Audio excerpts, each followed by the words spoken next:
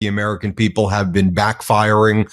Americans overwhelmingly blame Donald Trump and MAGA Mike Johnson for the Trump and MAGA Republican government shutdown, and rightfully so, as they want to tear healthcare away from 20 million Americans while giving $20 billion to Argentina. So I guess they said, like, let's give somebody else a try today. Like, let's lead off with Congresswoman McClain, MAGA Republican Congresswoman from Michigan. Let's see what she has to say. Maybe she'll be a little bit different than MAGA Mike, and maybe she'll appeal more to the American people as they're ripping away the health care of American people with glee. Lisa McClain, what are you going to say? Let's play it.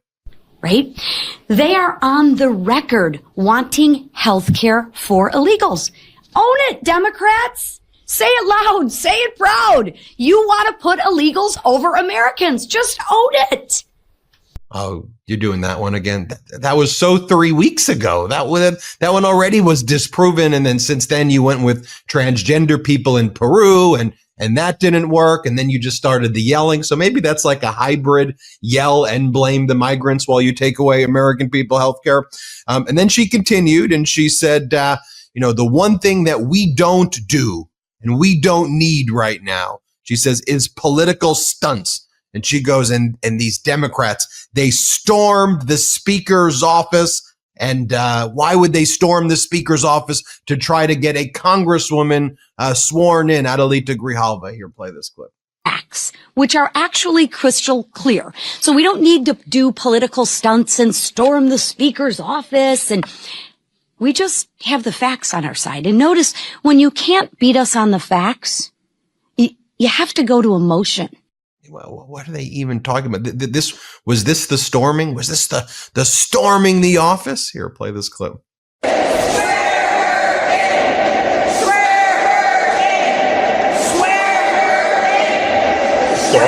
My gosh. And then they continued on, these MAGA Republicans in the press conference. You had Tom Emmer call the No Kings protest coming up, the pro-terrorist wing protest, the peaceful protest. They're just calling tens of millions of Americans, maybe 100 million Americans more, terrorists. Here, play this clip. Radical demands. Clearly, the Democrat Party of today is not your grandfather's Democrat Party. They care about one thing and one thing only: appeasing the radical pro-terrorist wing of their party. Just horrible stuff that they're saying. This is the strangest, angriest, bizarre press conference. Just extend people's Affordable Care Act subsidies. And then MAGA Mike finally spoke, and then MAGA Mike had to play the victim. And MAGA Mike's like, did you see what happened last night at the office? They berated the Capitol police officers. It shows again what's going on with they just play the victim so easily over Democrats saying, get Congresswoman-elect Adelita Grijalva sworn in. Let's play it. Last night, they played some games. They stormed my office. Maybe you saw some of the video online that they themselves shared, or someone did. They berated a Capitol police officer, screamed at him. He was just merely standing his post. Shows again their disdain for law enforcement, as we see all around the country, the Democrats and everyone in that party, screaming, assaulting ICE officers. They did it right here in the Capitol last night. A few members of Congress went into the little foyer of my office and tore down a sign that I had up and just engaged in all sorts of political stunts. Got trouble in my boy MAGA Mike. Look at him. He don't look like he's having fun. And antics. They've been doing that every day now, and it shows their desperation. He's not my boy, by the way. I was just joking, but he sounded a little serious. But again, these politicians, they just need to cut it out. Y'all doing too much. It seems like too much to me. Someone need to give in ASAP. I mean, it's just they're just pathetic. It's just pathetic what we're watching. Maybe MAGA Mike should just step aside. I don't know who's better, MAGA Mike or Congresswoman McClain. I don't know. Let's bring in Democratic Congresswoman from New Mexico's 1st Congressional District, Melanie Stansbury. We featured a lot of Congresswoman Stansbury's floor speeches and committee work here on the Midas Touch Network. So it's great to finally have her on the network. It's great to see you. So I guess every morning you wake up now and the Republicans do one of those. I don't even know what that is that I just showed you, but what's your response to what you're seeing over there, Congresswoman? Well, oh my goodness. I have so many responses to what I just saw. Let me just start out by saying that number one, I was at the march to Speaker Johnson's office last night. And had he actually been there on a voting night, he would have seen what happened and would understand how everything that he is saying at that press conference is a complete and total lie and just completely manufactured. We wrapped up our caucus meeting, several dozen members in the Democratic caucus, who, by the way, spent the day flying across the country to show up on a scheduled voting day to try to get a bipartisan deal to reopen the government and to address healthcare for millions of Americans, met, and we are fighting to make sure that Adelita Grijalva gets seated. It has been weeks now since her election. It was fully certified by the state of Arizona. And the speaker is daily going in front of the public and lying and saying that he can swear her in any time if she would just ask. I mean, Mr. Speaker, she has sent letters. She has made calls. We have all asked for her to be sworn in. We have physically gone down to the floor during the brief pro formas, and he is refusing to swear her in.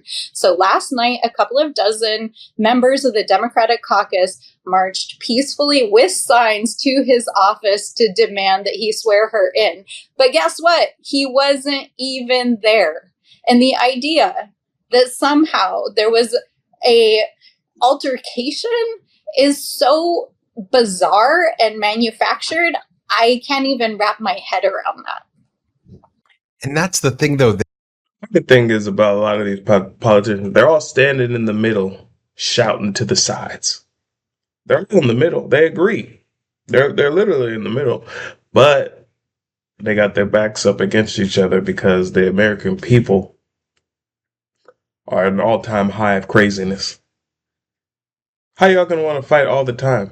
Millions of you have everyone's picked a side. Everyone thinks that they're on the side. You're not on the side. We're all on one side. And no sides. I don't know. They lie about everything. And so I guess to have a good faith negotiation with the other side, well, first you need them to be there, and they're not even showing up. They've been ordered by Donald Trump. Don't talk to Democrats, yet alone negotiate. Mm-hmm. Anyone who's taken fifth grade government knows that the parties, especially when you need one of the other party's votes, are supposed to talk together, reach compromises. That's literally the way the system works. But then even when they are there, they lie about every interaction. And it almost feels like you almost have to like record yourself with them. But then even when you record yourself with them, they'll go, that wasn't me. And it's like, that's literally you. That's not my signature. That's literally your signature. And so how do you even deal with a group of people who lives in this Trumpian dystopian world where literally everything out of the mouth, to the extent the mouth opens, which it isn't for them in terms of negotiating in good faith, is just an utter lie, everything? Kind of interesting because both sides feel exactly that same way, right? If you ask a Republican, they're going to say the exact same thing. How do you live with the people who just want to destroy everything? Well, you do it every day. You're at 7-Eleven. You're at Walmart. I'll tell you how to do it. Do your business and go home. Yeah, I mean, I'm very old school. I've worked in government for a number of years. During the Obama administration, I worked at OMB. I was a career staffer. You work in a nonpartisan way to work on the budget and follow the law and, address the needs of the federal government. I was a staffer in the Senate Energy Committee where we passed the most bipartisan legislation in that Congress. And to come here during this time in the House and see the behavior of what I can only describe as pathological liars who daily lie to the American people about what is happening while behind the scenes they are dismantling the fundamental framework of our democracy is truly shocking. And I don't think that the American people are buying their lies. Just like everybody, I think that they must exist. I'll tell you what, they definitely bought the whatever they were selling because they're in the majority. That's why, as unfortunate as it seems, I'm just like, well, They are in the majority, so. But I thought, is there no way for them to do this without the other side or something? I don't know. In a bubble where they're somehow getting positive feedback for what they're saying. But when I go home to New Mexico every few days, my constituents stop me on the street, in the grocery store, at public events, at my town halls, and they say, how can this continue? How is this lawlessness happening? How can they lie to the American people? I'm hurting. My family is hurting. We have to. Yeah, government shutdown is really going to force a lot of people to choose what they really about. Stop this. So whatever they're putting out there in the world, these bizarre press conferences, these lies, it's the American people are not buying it. Talk about your work in the OMB, because I think that's particularly relevant to what we see now with Russ Vogt leading OMB and using that position to dismantle programs that he and Donald Trump, most programs, but specifically they claim anything that they think Democrats like, they go, that's what we're targeting. So then we find out a lot of the consequences. Like, all right, you just fired the main CDC investigators who are dealing with like measles, mumps, and rubella. I guess the Democrats are the anti-measles, mumps, and rubella party, but you extend that to, FEMA jobs. You extend that to, jobs that deal with weather services and jobs like that. And they're just dismantling the government. So talk to us about your experience and relative to what you're seeing. Also, a little bit, that's kind of what conservatives do, is they believe in smaller government. So that's what they do. I think it looks a lot crazier when you're doing it, though. Right now.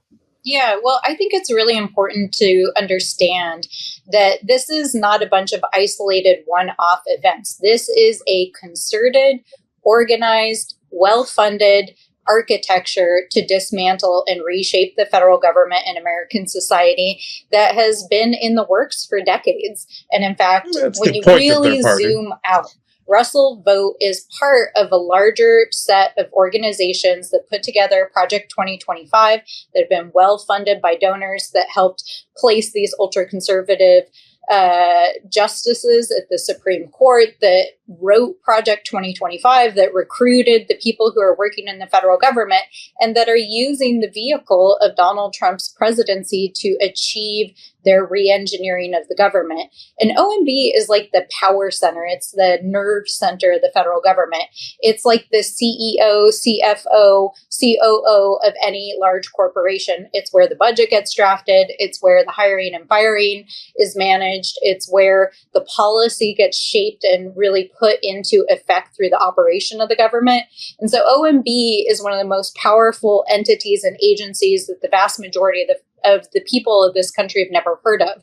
And as a former career employee, because it is such a powerful institution, there are a whole set of laws, including the Budget Control Act and other laws that were passed, especially after Nixon abused the federal service and the federal budget, to make sure that it remains nonpartisan, that it protects the federal workforce, that it doesn't violate the Constitution and the checks and balances. And so as an employee of OMB, you get trained on that. You are reminded daily of what the law is. And what I can tell you is that Russell Vogt knows he's breaking the law. And not only does he know that he's breaking the law, he is trying to stretch and challenge the law in ways that we've never seen before. And they are counting on these court cases going to the Supreme Court and having these ultra-conservative justices that he is associated with ruling in their favor, because they are literally trying to. I mean, again, that's kind of the point of their strategy. So, yes, you are just explaining that they are doing what they do. And what people voted for them to do, I guess. But I do think it's good to say what you're doing too. Maybe people want to buy some of what you're selling. reshape the government. So it's important to understand that whether you're talking about freezing funding, the rescissions packages, the shutting down of agencies, these illegal rifts they're doing during the shutdown, they know exactly what they're doing, and they are executing on Project 2025 and this conservative. See, Democrats too, when they do come back in, because see, Democrats, they like to do stuff with the government, right? Let's say, hey, government, let's do this. And they focus on the areas where people need it. You're going to have to really survey your people and ask everybody, what are the 2 to 3 things that you want us to do when we get back? Because, yeah, people wanted the conservatives, not everyone, obviously, but enough of them. What do conservatives do? They take away a bunch of stuff, now, when you get back in there, though, because see, where Democrats get back in, they do the same thing that the Republicans do in there, and they just say, oh, they said we could add anything. It's like Republicans now, they said we could take away everything. No, we should take away certain things. That's what the conservatives said. And now with the Democrats, when you get back in there, add back certain things. We didn't say add it all back. You know, do a poll and figure out what everybody wants to get added back in and add it back. We definitely want some of this stuff back. And if you can hold on to whatever you can hold on. That's why I'm not even too mad at the shutdown. Only thing is, I think there needs to be more pressure. Nope, nobody should get paid. Vision to reshape America. Just taken to its illogical conclusion. I would say logical, but it's not. What's the outcome? I mean, is the outcome that America then has its own Vladimir Putin, its own Kim Jong-un, who wakes up in the morning and goes, tariff you, I tariff you. I mean, is that the... I love Ben, though. He's hilarious.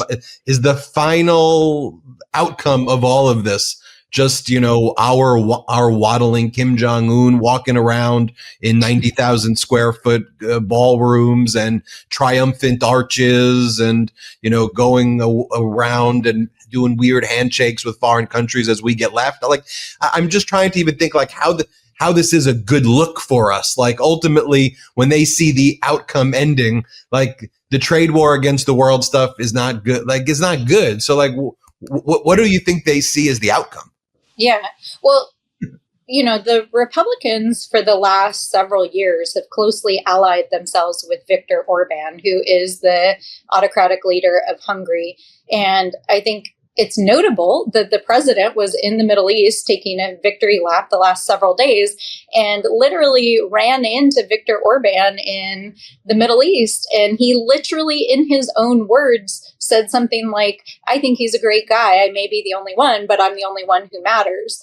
And, Orban has visited CPAC and has participated in all of these Republican thinking exercises.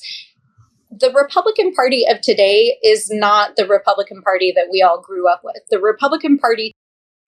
Well, say that. It's not the thing that you grew up with. They said that about the Democrats earlier. I don't care. Why would anything be the same as it was 20 years ago? But anyway, I'll say this about Trump. Trump, I just ignore most of what he does. Because the main issue with, I think, why he even got elected, if he didn't want him to get elected, is because everyone pays attention to everything he says, which that's not even what you do. Like, let's say you disagree. Everybody has that uncle, right, who puts his bare feet up on the sofa, right? Now, some people, they try to approach that and go be like, oh, I'm always talking about that. It's too much. That's not how I ignore everything negative that people do because it moves them further away from me. You know what I'm saying? And that's, anyway, I'm just saying that's why I think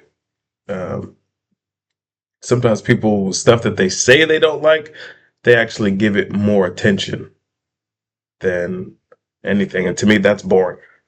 It's very boring to me, honestly. Today is trying to reshape America into an autocratic lookalike of essentially what you see in Putin's Russia, Viktor Orban's Hungary, where there is this appearance of democracy, but they take away voting rights. They consolidate power into the executive branch. They take away the power of the judiciary. And keep in mind, they are called Republicans as well. So they believe in a republic. They take away your civil liberties and deploy the military and, law enforcement against the American people and try to suppress free speech and your rights. And the American people are not going to stand for it. So that's why right now, people need to be really clear-eyed and understand, like, we got to stay focused. We can't get distracted by every little crazy abuse that happens every day, and understand that this is a systemic attempt and a hostile takeover of American democracy to reshape it into something where power is consolidated for a very few number of people, to give tax breaks to the rich, to put people in power who have an Again, a republic. ultra-conservative viewpoint about America, and to take away the rights and civil liberties of the vast majority of Americans, and to try to rewrite history and to take away the cultural diversity and languages and histories that make America what it is. And we're just not going to stand for it. Then finally, before we go, and I think it's related to what you just said, the new line that MAGA Republicans are out there saying, where they're not saying no king, they are saying this, but the other line, they say, well, no kings is the pro-terrorist march coming up. It's pro-terrorist. But the other thing that they say is, that's pretty wild. I don't know why nobody on the top should be talking bad about anybody in the whole. I think that's kind of weird. Like, Republicans shouldn't talk bad about Democrat voters. Democrats shouldn't talk bad about Republican voters. And nobody out there is doing that. So I don't care who's watching this. We all got to stop that. Cut it out.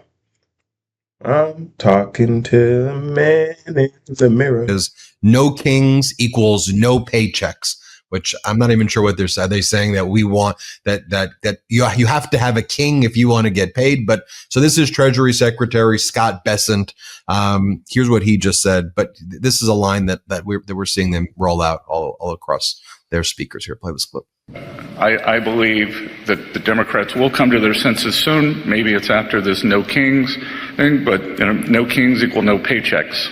I don't even know what he's no kings equals no paychecks. Then you heard earlier in the interview where they were saying, oh, this is the pro-terrorist stuff. And it's especially concerning when they're trying to label all Americans terrorists, and then they have like their own terrorist watch list. If they believe you're anti-American, they treat I don't even know why the guy would say that twice, because you don't need a king to get a paycheck. I don't know what he's talking about. you like Al Qaeda now. I mean, so this is obviously concerning Americans. So what do you make Fire Scott Bessent. No, I'm just joking. of what they're saying there about the peaceful protests coming up? Maybe, though. Yeah, I mean, I think part of what we're seeing is a ratcheting up of rhetoric by both the administration and Republican leadership. Last week, when I watched some of those bizarre press conferences, I saw some of my colleagues who I shockingly saw talking about the American people using some of the language that you said. To me, they are very intentional. Donald Trump, maybe not so much. You know, he is a very unpredictable human being, but these guys are trying to create a pretext for the deployment of military against American citizens. And part of how they're trying to do that is to label them terrorists, to label them as, committing crimes and words that they know would give them some sort of pretext to try to deploy troops against Americans. So people need to make sure that they understand what these guys are actually trying to do. And it's really important that as people step out and exercise their free speech and their rights to assembly and marching this week, that everyone keeps it peaceful, but do not be scared. These people are trying to scare the American people. They're trying to take away our rights and our civil liberties. They're trying to silence speech, and they're trying to silence what is the foundation of democracy, and we will not let them. So keep marching, keep speaking up, keep speaking out, and keep practicing democracy every day. Congressman. Yeah. In general, I do think they're more Republic oriented. Like the idea that you know. So. And Melanie Stansbury, it's great to have you here. As I said, we've featured your floor speeches, and we've seen you on the various committees, examining witnesses and speaking out. So it's great to finally have you on the network, and we hope you'll come back. Absolutely. All right, everybody, hit subscribe. Let's get to 6 million subscribers. Want to stay plugged in? Become a subscriber to our Substack at MidasPlus.com.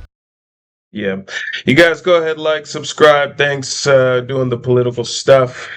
Reactions. There's a lot. I'm gonna keep it hot because it's hot right now. Really, just right now. Politics is not this interesting usually, and it's actually at a height of being boring in a certain type of way. That's why I'm covering it so that we can pay attention, because we need to pay attention. But at the same time, let's take a look. I need some more right-wing stuff to watch. So drop a comment. Let me know what I should watch. See you later. Like, subscribe. Let's blow this channel up. Let's blow this channel up. Make it the conversation hub of all this stuff. Real convos. All right.